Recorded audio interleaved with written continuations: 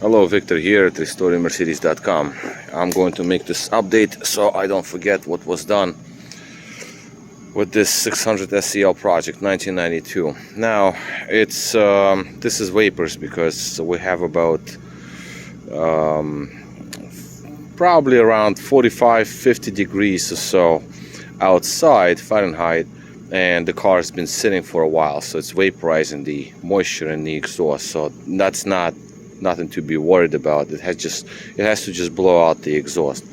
All right, now today again was a warm day, and I finally got the e-brakes, the shoes, replaced, because the original ones, first of all, we had this whole e-brake system cables, they were all stuck, so I got them all freed up, but I found shoe liner broken on this wheel on a passenger rear.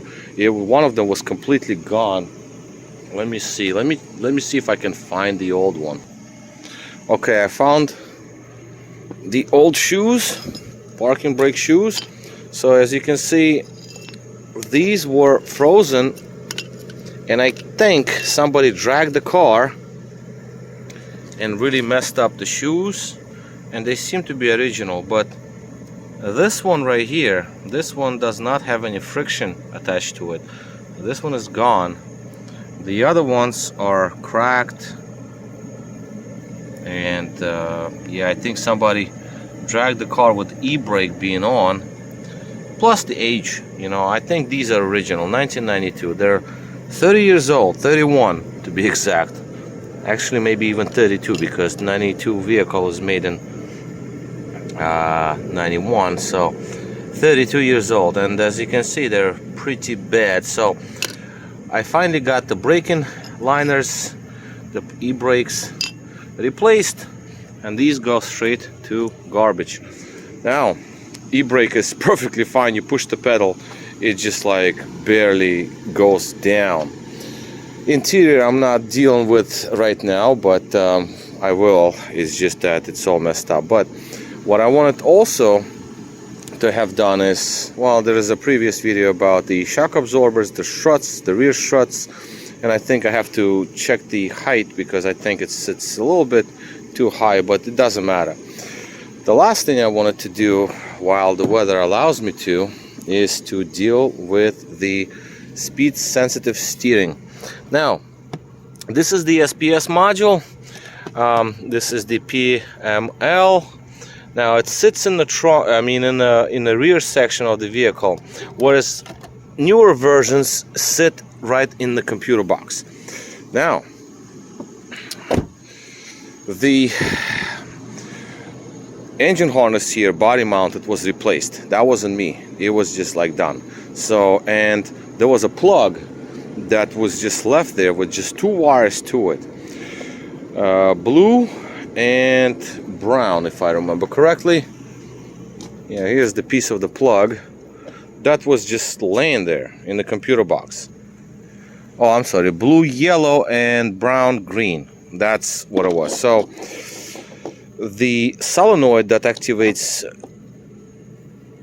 speed sensitive steering was not reading anything. So what I did is I traced the wires all the way from the computer, from the module rather, from this module, took the panels off, and I traced them over. And again, I don't care for the interior. The interior is being replaced complete. But anyway, so to the end there, I found the wires, original ones from a 1992, right? They were going down in there, under the passenger front seat. And in the computer box we have the plug with two wires, and those two wires would actually go across, and then they would connect to the plug that connects to the solenoid valve, to the valve rather, not a solenoid, it's just a valve that is installed on the steering box. So obviously the wires are disconnected. Now I don't know what happened here, and I see some differences. I'm not going to go into the details. I see the modifications they made, but those two wires had to be attached to the computer that's in the back, in the rear seat. So what I did is I ran 2 wires. I took the whole computer box out, connected those, I cut off the plug and I ran new wires. These are the ones right here, brown and orange, close enough color combination wise, and I joined them right in this area with these two. These two, blue, yellow, and brown, green, these are the two that actually go to that control module that is in charge of steering the SPS, steering sensitive.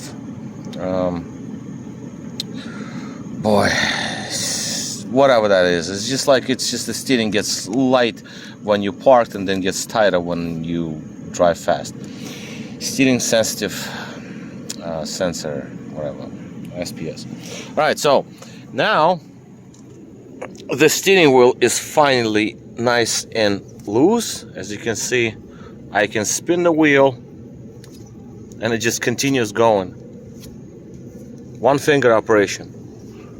So before it was tight, now it's nice and light, and that's just one finger. That's how it's supposed to be. The S-Class is supposed to be like that. Very, very light steering when you park, and it gets tighter when you go faster. So speed sensitive steering. And that is basically going to be all, I think, for now. And the rest of the vehicle, AC works, radio, I got the amplifier rebuilt and the wires ready. There's so many things I've done, and the engine runs perfect. You can put the coin on it, new engine mounts. There is slight oil leak. I know where it's coming from. I can deal with that later. But right now, I am basically ready for the interior, because this car is absolutely functional. It runs, drives nice, very nice actually, and it just looks ugly. So now I'm gonna have to deal with the overall look of this car, and before I go with the outside, I will replace the interior. I'm getting my parts car coming in. All of these seats, the carpets, dashboard, ceiling, sunroof, the hood, door panels, all of that to be replaced with another interior that's going to be black, and the wood also. And I have one more thing that I want to do. I want to put in a newer climate control that will require extensive modification with the wiring just to get this thing installed, and the solid piece of wood that goes over there, the center console wood, that is also to be taken from the parts car. That's what I want to do. So at this moment I'm pretty much set to go. Soft close obviously repaired, and door locks all lubricated, so doors remain. It's just the interior pieces will go, and the shade is going to be deleted. I don't want that shade. Third brake light, we'll see, depends on what it looks like on the parts car. So far so good. And that's AC cycling up and down, so just by the way, because the heat is on, so AC goes up and down. I mean, the RPMs slightly rise and lower because AC compressor kicks in and out, because obviously it's cold, so AC compressor does not need to stay engaged for this longest time.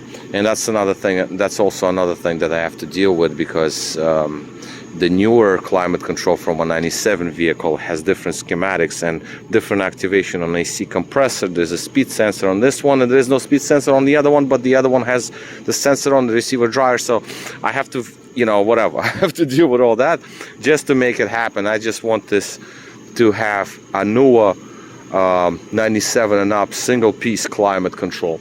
So that's it. That's about it. This car goes to be parked, and I'll keep it running for a little bit, although the gasoline level is low. I'm also going to replace side windows, the glass, because there is a little bit of delamination going on. I have a bunch of windows. I can just get those replaced while I'm doing the interior, so I'll do that. Smoke is a little less, but again, it's going to smoke regardless because the temperature difference. And this smoke is not oil or rich mixture. I'm standing right in it and I smell it. It's not, it's like fumes, like a moisture, you know, so it's not something to be concerned about. Never even looked in there actually, because I only filled it up once.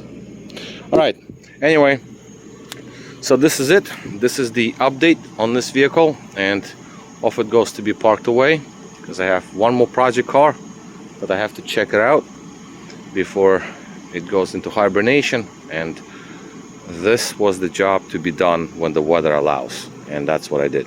All right, so this is all. Victor here, RestoreYourMercedes.com. Thank you for watching.